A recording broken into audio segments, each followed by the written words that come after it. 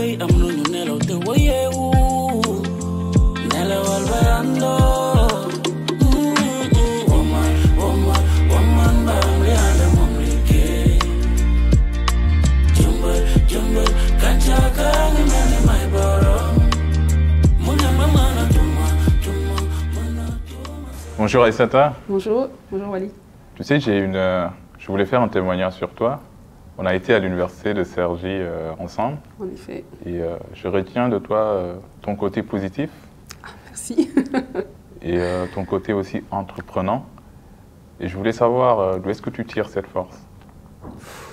D'où est-ce que je tire cette force? Écoute, on va dire que j'ai grandi dans un environnement où on n'avait pas d'autre choix que d'être entreprenant. J'ai grandi à Bamako, donc entre 0 et 11 ans, où j'étais avec mes cousins, mes cousines. Ma maman était en France à l'époque. Et j'étais aussi avec ma grand-mère qui m'élevait. Et tout ce qu'on voulait, il fallait aller le chercher. Et y compris la nourriture parfois. Donc c'était beaucoup de disputes, de bagarres avec les cousins, les cousines. Mais ça fait que très très jeune, j'étais quelqu'un de très, on va dire en anglais, outgoing, qui devait vraiment aller se battre pour tout. Et donc quand je suis arrivée en France, ce côté-là s'est encore plus renforcé parce que j'étais dans un pays que je ne connaissais pas forcément. Il a fallu que je m'adapte, que je comprenne les codes et encore une fois que j'aille chercher ce que je voulais dans les études et maintenant dans le travail. Dans le travail. Ce côté positif, ce côté entreprenant qui t'a poussé à créer Clubbing with H. Est-ce que tu peux nous dire sur Clubbing with H? Alors, Clubbing with H, c'est un cabinet de conseil, mais plutôt que cabinet, maintenant je vais plutôt dire c'est moi en vérité. J'ai commencé d'abord avec une activité de coaching en anglais parce que j'adore l'anglais, c'est quelque chose que je respire et j'aime bien l'enseigner également. J'ai aussi fait du coaching pour permettre à des jeunes de comprendre les codes de l'entreprise, de savoir se présenter en entretien, de vraiment bien se mettre en avant. Et de fil en aiguille, je suis revenue à mon métier cœur parce que j'ai été salariée avant d'être entrepreneur. J'étais chargée de conformité, d'abord en banque, puis en conseil.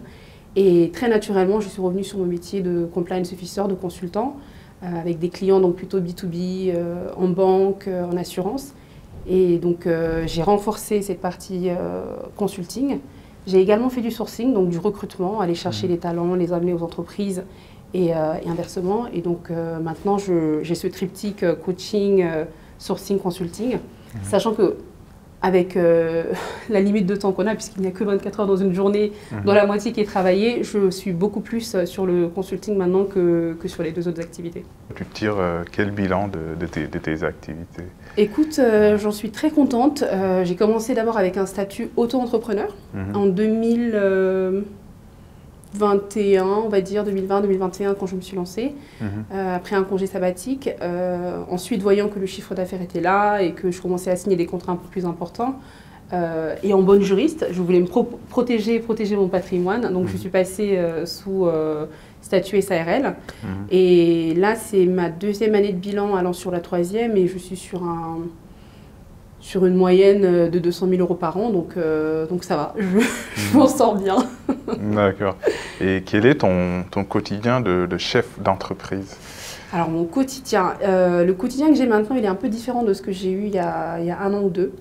Parce qu'il y a un an ou deux, j'avais quelqu'un en CDI, j'avais j'avais 2 personnes en stage, j'avais une personne en alternance. Donc c'était vraiment un quotidien qui me demandait de penser d'abord aux autres, de faire beaucoup d'administratifs. Et de faire fonctionner en fait la structure. Et j'ai beaucoup aimé ça. Maintenant, je suis passée sur un modèle plutôt où je suis surtout moi chez mes clients parce que c'est un contact que j'aime bien. Le côté administratif, c'est important et c'est même indispensable, c'est incontournable, mais ce n'était pas vraiment le cœur de mon activité de consultante. Et donc, je me suis déchargée un petit peu de ça. Et maintenant, je suis encore une fois, comme je le dis, je suis chez mes clients, je suis dans leurs locaux. Et d'ailleurs, je suis très rarement ici dans les bureaux que je loue à la Défense. Et je les accompagne sur leur stratégie, je fais du management de transition. Et voilà, je me fonds un petit peu dans leur environnement et je fais partie de leur structure tant que je les accompagne. Et une fois que j'ai fini avec eux, je respire pendant une période et puis je repars avec un autre client. Ou des fois, je travaille aussi avec plusieurs clients en même temps, ça peut m'arriver. Donc tu respires pendant une période. J'en déduis que En tant que chef d'entreprise, tu fais face quand même à des difficultés. Oui. Des difficultés administratives, hein, comme je te l'ai dit. Par exemple, tout à l'heure, avant de venir ici, je suis partie voir mon assureur parce que je voulais m'assurer que tout était propre au niveau responsabilité civile, mutuelle, etc. Et c'est des temps qu'on est obligé de prendre pour faire fonctionner une structure. Mais en même temps, c'est du temps qu'on déduit du temps qu'on doit passer avec les clients. Mais il faut trouver tout le temps comme ça cet équilibre qui fait qu'on fait fonctionner les choses. Mais de manière générale, vu que je n'ai pas trop de personnel ou de responsabilités autres que celles que je porte devant mes clients, je suis plutôt détendue par rapport à ça. D'accord. Aujourd'hui, voilà, côté administratif, c'est pas évident. J'imagine que aussi c'est pas toujours simple de trouver des clients. Ouais. Du coup, je voulais savoir quel est ton plaidoyer en faveur des chefs d'entreprise comme toi. Je dirais qu'il faut qu'on aille encore plus dans la simplification. Et franchement, là, pour le coup, je vais donner crédit à l'administration française parce qu'ils ont beaucoup simplifié les choses. L'auto-entreprise, je l'avais créée en 2 heures, même pas, hein, peut-être en 30 minutes. Et 2 semaines après, j'avais les papiers à la maison, j'ai commencé à travailler, à facturer. La SARL, c'était pareil, ça s'est fait très très vite. J'ai été accompagnée par un cabinet qui est en ligne, hein, l'expertcomptable.fr, ils ont le pignon sur eux et c'est très facile en fait de créer une société. Ce qui est moins facile, c'est les charges. Il y a énormément de charges, y compris quand on est tout seul. Hein, donc, je fais toujours la blague aux personnes avec lesquelles je travaille. Je dis toujours que je travaille de midi de 8 heures. Je travaille de 8 heures à 14 heures pour moi et de 14 heures à 20 heures, je travaille pour l'État parce qu'en fait, tout ce qu'on gagne quand on est en SARL, 45% est pris en charge, est prise par l'État. Mais en même temps, c'est le jeu. Et en échange de ça, on a des avantages, on a une protection. Et je pense qu'en France, on en a pas mal, donc on se console comme ça. D'accord. Et qu'est-ce que tu dirais à ce jeune ou à cette personne qui souhaiterait être chef d'entreprise comme toi? Eh bien, je lui dirais d'y aller parce que une fois qu'on travaille pour soi, on voit vraiment ce que c'est, sa valeur. Et c'est marrant parce que j'ai eu beaucoup peur. Hein. Quand j'étais salariée, faire le pas de dire je renonce à mon CDI, à ce salaire qui tombe tous les mois et j'y vais et je sais que je ne peux compter que sur moi, c'est un pas qui est incroyable à faire. Tellement difficile à faire que j'ai même dû aller voir un psychologue pour vraiment me dire est-ce que je ne fais pas une erreur, est-ce que je ne vais pas regretter. Et je me souviens, il m'avait dit mais qu'est-ce que vous risquez après tout quoi. Et donc je l'ai fait. Donc toute personne qui a envie de le faire, alors avec des sécurités, hein, mettez de l'argent de côté avant, protégez-vous, prenez les bons contrats qui vont bien, niveau prévoyance, assurance mutuelle, etc. Mais lancez-vous, faites-le, testez. Si ça marche, ça marche. Si ça ne marche pas, c'est pas grave, on peut toujours postuler, on peut toujours trouver un CDI derrière. Et donc quand j'ai lancé mon activité, ce qui m'avait marqué, c'est qu'une amie qui s'appelle Grace SEO, que j'adore et qui m'a aidé justement à lancer Clubbing with Ash, m'avait amenée sur une plateforme qui s'appelle Clubhouse. Et sur Clubhouse, c'était la pandémie. On était tous enfermés, on était... Le seul espace de discussion sociale, c'était Clubhouse. Et donc, on se connectait le soir et on discutait les uns avec les autres. Et c'est en discutant avec les gens, en comprenant que, en fait, le produit, c'est moi, c'est mon cerveau, c'est ma capacité à faire, à penser, que je me suis libérée d'un point en me disant, bah, tant que j'ai mon cerveau, tant que j'ai mes 2 mains, et quand bien même je me casserai les mains ou les jambes, c'est pas grave, j'ai toujours mon cerveau, et ben, je peux réfléchir et je peux créer.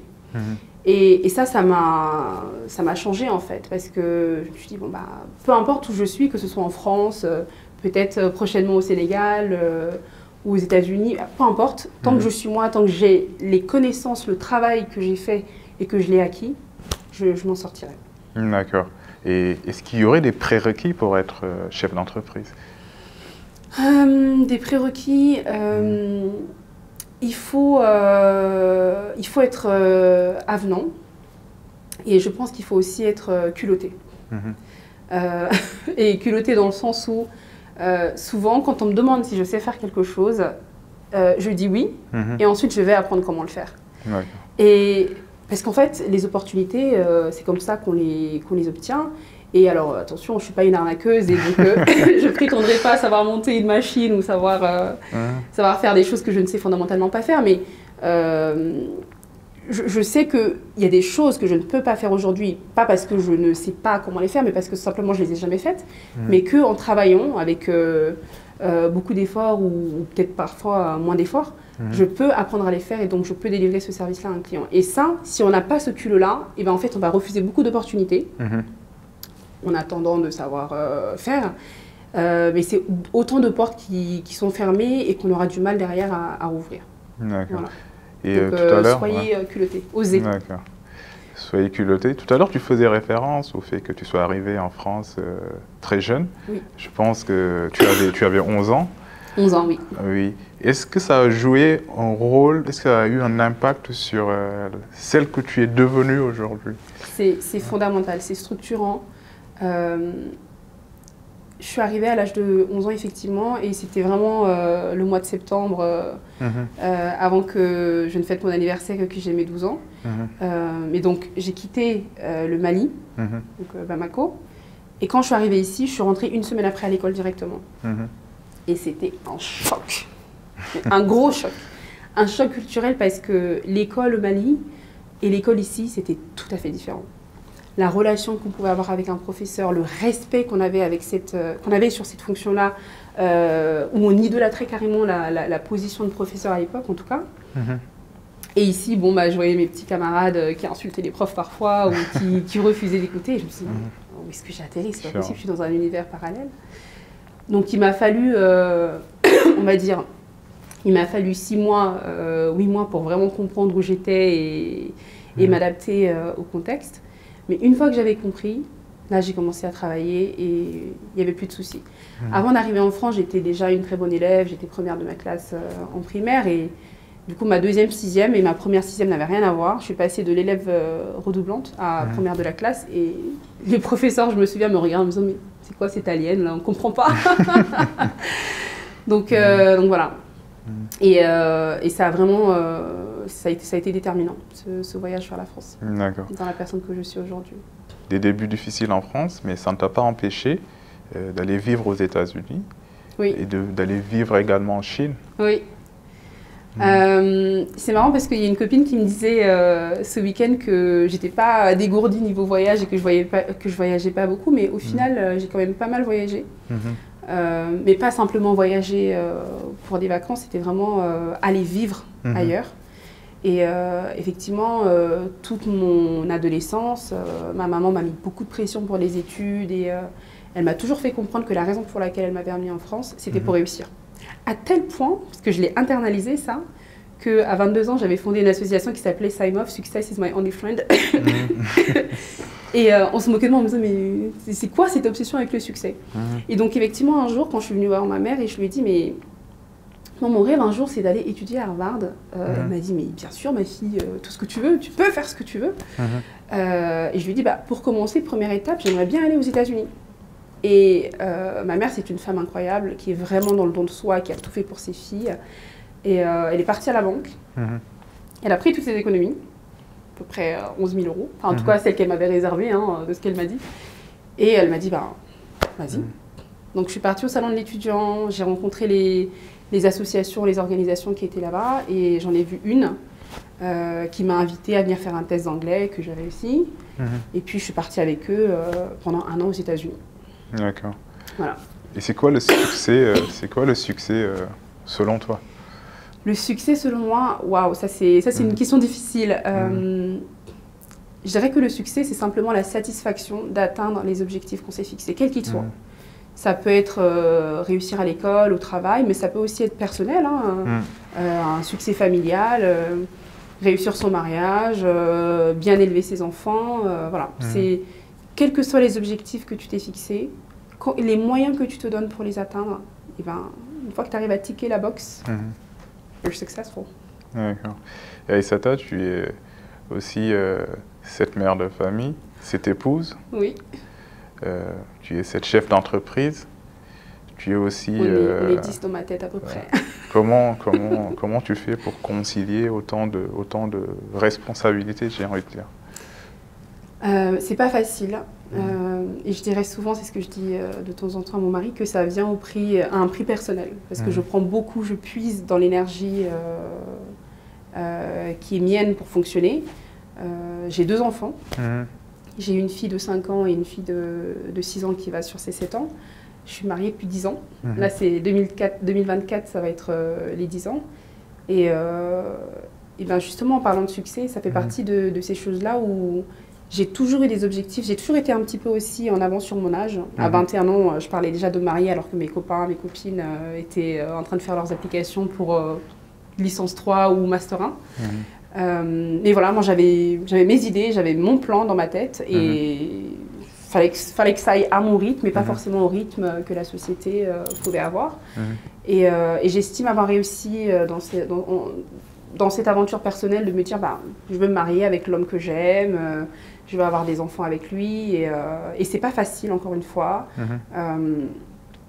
Être maman et être entrepreneur ou même être travailleuse tout simplement, enfin travailler en entreprise, c'est difficile. Parce que je me souviens que j'ai dû reprendre le travail après 2 mois après ma première fille. Et là, j'étais contente parce que justement, j'avais besoin de sortir, de m'aérer, de faire autre chose que juste allaiter et m'occuper des enfants. Mais la deuxième, par contre, quand il a fallu pendant le Covid reprendre le travail, tous enfermés, là c'était costaud. Et c'est à ce moment-là un petit peu que j'ai eu... je dirais pas un burn-out parce que c'est pas vraiment lié au travail, c'était vraiment familial, personnel, en plus du travail. Mais quand j'ai eu ce petit breakdown, c'est là où j'ai eu un besoin de me poser, de réfléchir sur le sens de ma vie, de ce que je veux faire, sur les priorités que je veux donner à ma famille versus le travail. Et là, je me suis dit, il me faut un congé sabbatique. Et j'ai eu la chance extraordinaire d'avoir un chef à l'époque chez Accenture qui est juste génial, que j'apprécie énormément, avec lequel j'ai discuté, qui m'a dit mais il n'y a pas de problème, prends le temps qu'il te faut. Donc j'ai pris 6-7 mois de congé sabbatique et c'est pendant ce congé sabbatique-là que j'ai commencé à discuter avec mes amis, à aller sur Clubhouse, d'où le nom Clubbing with Ash. C'était le nom de mon Clubhouse en fait, de ma room sur Clubhouse. Et à commencer à discuter avec les gens et à me positionner en leur disant ah, mais je vois que tu es intéressé par l'anglais, ou les gens qui me complimentaient sur mon accent, je leur disais, mais je peux t'apprendre en fait, je peux t'enseigner ça. Ah bon, combien? J'en savais rien, combien à l'époque? 15 €? Ah ok, il n'y a pas de souci. Et c'est comme ça que j'ai commencé à avoir mes premiers clients, à me dire, mais en fait, je peux faire ça, je peux gagner de l'argent en vendant ce qui est là-dedans. Et au fur et à mesure, premier, deuxième client, troisième client, ça a pris. J'ai commencé à faire du chiffre, assez d'argent pour remplacer ce qui était mon salaire en CDI. Et puis à un moment, je me suis dit, let's go. D'accord. Et de l'anglais, tu faisais référence à l'anglais. Aujourd'hui, est-ce que selon toi, est-ce que l'anglais est devenu indispensable dans le milieu professionnel? C'est strictement indispensable. Sauf à travailler dans une industrie où on n'a aucun contact avec qui que ce soit. L'anglais, on ne peut rien faire sans l'anglais aujourd'hui. Je pense que 90% des mails que j'écris au travail sont en anglais. 100% des réunions que j'avais jusqu'à il y a 3 semaines étaient en anglais. Parce que j'avais la chance de travailler pour un client dans un contexte international, où on est dans une équipe en fait, où les personnes sont dans 12 pays différents. Et la seule langue qui nous réunit, c'est l'anglais. D'accord. Et quel est le meilleur moyen de développer son anglais? Alors, le meilleur moyen de développer son anglais, je pense que c'est déjà de le vouloir. Parce que l'anglais, c'est comme les salles de sport. Hein. On peut aller faire l'abonnement, on prend des cours et on n'y va pas. Non, il faut vouloir le faire. Et une fois qu'on le veut, il faut trouver un bon coach. Tout ce qui est application, ça peut être bien comme un support, mais il faut vraiment trouver une personne qui vous accompagne. Moi, personnellement, et je ne vends pas mes services, j'ai pas trop le temps en ce moment d'accompagner les personnes en anglais parce que je suis occupée sur le consulting, comme je te disais. Mais il y a d'autres coachs. Ici, dans nos bureaux, on a des personnes comme une amie à moi qui est juste à la porte d'à côté et que je pourrais te présenter aussi, qui fait coach d'anglais, qui a développé un business autour de ça, Yep English, et ça fonctionne très très bien. Donc, soyez motivés, trouvez un bon coach et puis allez-y quoi. Et le fait de vivre à l'étranger peut être... Et le fait de vivre à l'étranger, je pense que c'est indispensable. Alors tout le monde n'a pas les moyens d'y aller, surtout quand on est déjà établi avec une famille, des enfants. Mais si vous avez la possibilité, un congé sabbatique, 6 mois dans un pays anglophone, ça permet en fait d'obliger son cerveau à se mettre en condition de réfléchir en anglais. Parce que la raison pour laquelle on n'y arrive pas trop en France, c'est qu'on fait des cours, on fait des exercices, mais on n'est jamais dans une situation d'interaction en anglais. Donc le cerveau, il le perçoit simplement comme un à côté, mais il ne se dit pas je suis en mode survie et si je ne commande pas mon plat en anglais ce soir, je meurs. Alors que quand on est à l'étranger, c'est un petit peu ça. Il faut y aller, quoi. D'accord. Aussi, il y a 2 points que je souhaiterais soulever. Tu es également chargée de cours et tu es l'actuelle présidente de l'association des anciens étudiants du master droit éthique des affaires. Tout à fait. Alors le master, pareil, ça c'est quelque chose qui a beaucoup défini qui je suis, donc le master droit éthique des affaires, qui a été fondé par Roxana Family, dont on est issus tous les deux, puisqu'on a fait cette même formation. Effectivement. Je donne des cours dedans, effectivement, parce que Madame Roxana Family m'a fait confiance après le master sur la partie LLM. Parce qu'on a un programme donc, avec des étudiants étrangers qui viennent faire leur droit en France. Et depuis 2016-2017, j'ai le plaisir tous les ans de rencontrer des Américains, des Russes, des Bangladeshis, vraiment toutes les nationalités. Beaucoup d'Africains aussi. On a eu des Nigérians, des Ghanéens. Et le fait de les avoir, en fait, ça permet de garder mon cerveau toujours actualisé. Parce que je suis obligée de mettre mes cours à jour, d'être à la page, entre guillemets, sur les sujets de droit des sociétés, de la conformité. Et cette année, ou plutôt l'année dernière, on a aussi commencé la partie coaching, donc comment apprendre aux étudiants à comprendre les codes de l'entreprise, à préparer les entretiens pour, faire pour avoir leurs alternances. Et également l'anglais renforcé. Donc j'enseigne l'anglais dans le cadre du master sur 2 semaines.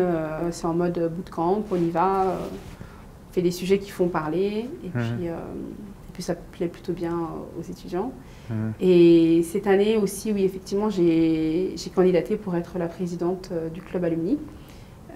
Donc on a des initiatives, on essaye d'activer le réseau et puis de faire vivre le master. D'accord. Au passage, j'en profite pour saluer Madame Roxana Family. Salutations reçues, je lui passerai le mot. Ok, ça marche. Et parallèlement, chef d'entreprise, chargé de cours, épouse, mère de famille. Mère de famille, oui. Alors, est-ce que tu aurais des hobbies? Allez, hobbies. Alors, c'est quelque chose que j'ai effectivement pas beaucoup, parce que je vais le dire un peu, grandissant dans une famille monoparentale africaine, ma mère me disait souvent si tu t'ennuies, va lire un dictionnaire. C'était pas si tu t'ennuies, va jouer au piano. Quoi. Et non, j'ai pas eu l'opportunité, la chance de développer beaucoup d'hobbies. Vraiment, mes journées c'était école et plutôt sérieux. Il fallait exceller à l'école et quand je rentrais, je lisais. Et je dessinais. Alors si, j'ai quand même eu entre l'âge de 14 et 21 ans une certaine passion pour le dessin. Parce que je dessine plutôt bien, mais à un moment j'ai arrêté le dessin parce que pareil, je me suis dit entre aller en école de droit, ce que j'ai fait d'ailleurs, j'ai été en lycée spécial art, mais entre me spécialiser en dessin, en art et me spécialiser en droit, je suis allée là où il y avait un peu plus de sous. Donc j'ai pris le droit. J'ai pas plus creusé la passion pour le dessin. Mais j'ai retrouvé aussi cette passion pour le dessin dans les bandes dessinées que j'adore lire, même si maintenant j'ai beaucoup moins de temps pour le faire. Et quelles sont les causes qui te tiennent à cœur? Alors les causes qui me tiennent à cœur, c'est vraiment les jeunes. Et là, je vais te raconter un petit peu ce que je faisais quand j'avais 21 ans. Donc, comme je te disais, j'étais à Cergy. Et un jour, avec une amie, on s'est dit, mais... alors moi, j'ai grandi dans une cité, c'était pas une cité dangereuse ou quoi, mais c'est la cité Jardin des Grésillons à Asnières, où on était quand même entre personnes d'un certain milieu. Et elle a grandi aussi dans un certain quartier. Et on se disait, mais on a eu la chance, en fait, de sortir de ça par l'éducation. de partir à l'université, d'apprendre, et on est exposé à un univers qui est incroyable avec des intervenants qui venaient de partout dans le monde et qui nous donnaient accès à ce savoir-là. Et on s'est dit, c'est très dommage de ne pas le restituer aux jeunes de quartier. Et donc, quand je suis retournée chez moi à Asnières, un jour, je me suis posée et j'ai commencé à réfléchir à comment est-ce que je pouvais aider les jeunes qui étaient juste en bas de mon immeuble, qui tenaient les murs, je les appelais les teneurs de murs, à comprendre en fait qu'il y a mieux que ça, que la vie, c'est pas juste ça. Et donc, je suis descendue à un moment, et dans la rue où j'habitais, il y a un centre socioculturel qui s'appelle le centre socioculturel Yannick Noah. Et je suis partie voir la directrice et je lui ai expliqué mon idée en lui disant, est-ce que tu peux mettre à disposition une salle pour que je vienne avec les jeunes de quartier et qu'on fasse des cours d'anglais, des ateliers CV et qu'on travaille ensemble. Et elle m'avait dit, mais il n'y a pas de souci, mais par contre, va discuter avec le maire. Et je me souviens justement qu'à l'époque, avant de passer voir le maire, j'étais partie dans mon ancien collège, le collège Voltaire à Asnières, et je suis retournée voir mes professeurs, donc de mathématiques, de français, d'anglais, d'abord pour les remercier, en leur disant que tout ce qu'ils ont fait, c'était pas vain parce que je suis devenue la personne que je suis devenue. C'était après que je sois revenue des États-Unis, je n'étais pas encore allée en Chine. Et c'est dans ces échanges-là aussi avec la principale qu'elle m'a mis en lien avec la mairie. Et donc la mairie m'a dit, super initiative, non seulement on va te donner accès au centre Yannick Noah, en plus on va te donner une salle dans un nouveau quartier, le quartier des Grésillons qui était en construction, pour que quand tu le veux, tu puisses venir avec les jeunes faire des activités.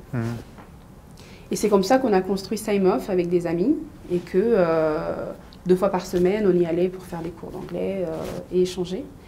Et après, il s'est passé d'autres choses, des mésententes. On était jeunes entre amis, parce que telle personne voulait devenir président de l'association et que moi, j'étais déjà président. Donc, il y a eu des conflits. Mais c'est aussi une expérience qui a beaucoup forgé qui je suis. Et limite, c'était à but non lucratif, mais ça aurait pu être une entreprise déjà à l'époque. Et je me rends compte, maintenant, en regardant Clubbing with Ash, que c'est Time Off. Mais avec de l'argent. D'accord. Tu vois. Et donc vraiment, j'encourage les gens à avoir des expériences comme ça et à se dire que tout ce qu'on fait, parce que ça a été aussi une expérience un peu traumatique. Hein. Comme je t'ai dit, j'ai perdu des amis dans ce process-là parce qu'il y avait des jalousies, etc. Mais cette expérience un peu traumatique que j'ai eue m'a permis ensuite de forger, de poser les racines en fait de ce qui devait être une expérience beaucoup plus positive et fructueuse que ce que je fais maintenant. Et quand je dis que ça a marqué qui je suis, au point qu'aujourd'hui encore, je ne me vois pas m'associer avec des personnes, et c'est pour ça que je suis en EURL, en entreprise unipersonnelle à responsabilité limitée. Je n'ai pas d'associé, ce n'est que moi. Mais peut-être qu'un jour, j'arriverai à dépasser ça et à m'associer avec d'autres personnes pour créer un vrai cabinet avec une structure, une administration autour qui fonctionne avec des consultants ou une armée de consultants. Mais pour l'instant, je suis plutôt contente de ce que je fais. D'accord. Et moi, je vais mettre l'accent sur un point. Tu étais au Mali, tu es arrivé en France à l'âge de 11 ans. Oui. Donc tu fais face à des difficultés, tu fais face à un climat, un système différent. Oui. Qu'est-ce que tu peux dire aujourd'hui aux jeunes étudiants qui arrivent du Sénégal ou dans notre pays africain? Quel est ton message en fait? Quel conseil souhaiterais-tu adresser à ces jeunes? Alors, 2 choses. Ne vous laissez pas faire. Et vous avez toute votre légitimité à être ici et aller chercher ce que vous voulez. La partie ne vous laissez pas faire, ça me rappelle un petit épisode justement quand je suis arrivée. Et je me souviens, il y avait 2 jeunes filles. Tu connais le concept de bully? Les bullies, les jeunes qui font du harcèlement, etc.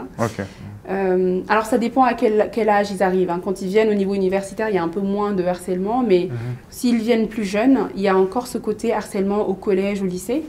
Et moi, c'est très rigolo parce que je suis arrivée, il y avait ce groupe de filles qui essayaient en fait de faire de moi la risée. Et je me souviens qu'ils se moquaient beaucoup de moi. Et moi, ils me disaient Aïssata, c'est quoi cet accent? Pourquoi tu parles comme ça? Et moi, j'étais pas consciente d'avoir un accent à l'époque. Peut-être que je l'ai toujours d'ailleurs, je sais pas. Hein, mais, et j'avais une copine, ma première amie, qui était camerounaise. Et je me disais, mais c'est quoi? D'abord, c'est quoi un accent? Parce que je ne savais pas ce que c'était qu'un accent.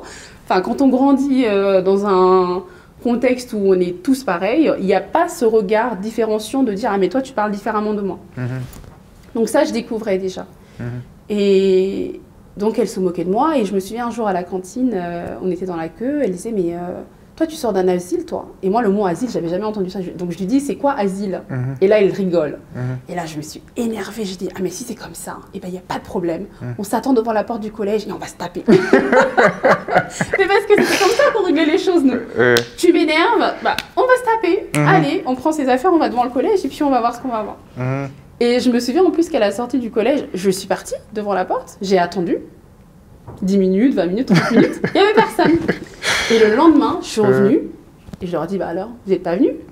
Et elle me dit, mais non, Aïssata, mais on rigole. Je dis, non, non, non, non. Quand vous faites une blague et que vous êtes les seuls à rigoler, c'est que c'est pas drôle.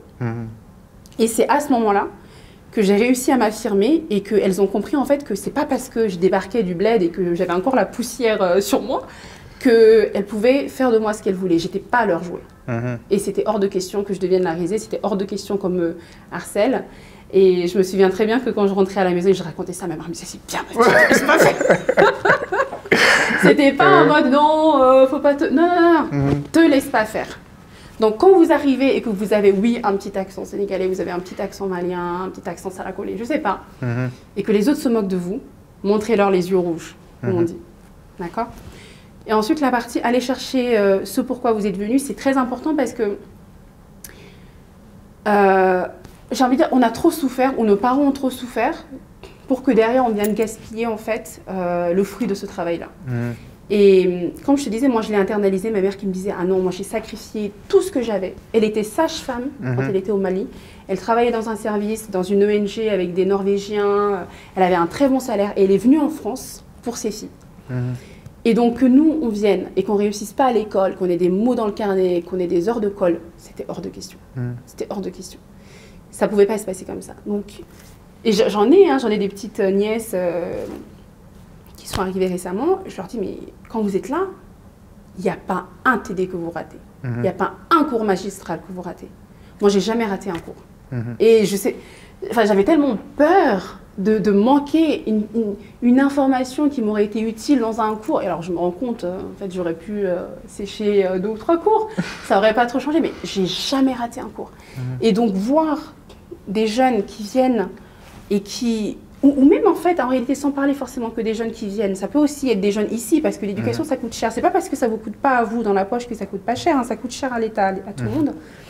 Prenez ça au sérieux et vraiment allez au bout. Choisissez des filières d'excellence. On en parlait tout à l'heure, avant que la caméra ne s'allume, sur les différents masters. Choisissez des bons masters, des masters qui payent. C'est pas parce qu'il y a de la place dans un master forcément qu'il faut s'engouffrer dedans.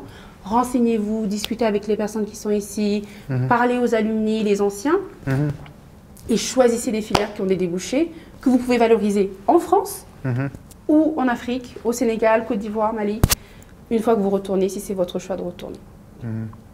Merci Aïssata. Quel serait ton mot de la fin? Mon mot de la fin, je dirais que c'est un encouragement à continuer à faire ce qu'on fait, à collaborer, à partager. Moi, je suis ravie de discuter avec toi aujourd'hui, de voir aussi le fruit, parce qu'on a été ensemble à Master 1, on a échangé. Et puis, cette fierté, en fait, de dire qu'on a réussi, on y arrive. Donc, pour ceux qui y sont encore, qui sont en cours, qui sont en master, qui sont dans la difficulté, ben, il y a la lumière au bout du tunnel, donc tenez-vous. En tout cas, encore une fois, merci d'avoir bien voulu nous accueillir. Avec plaisir.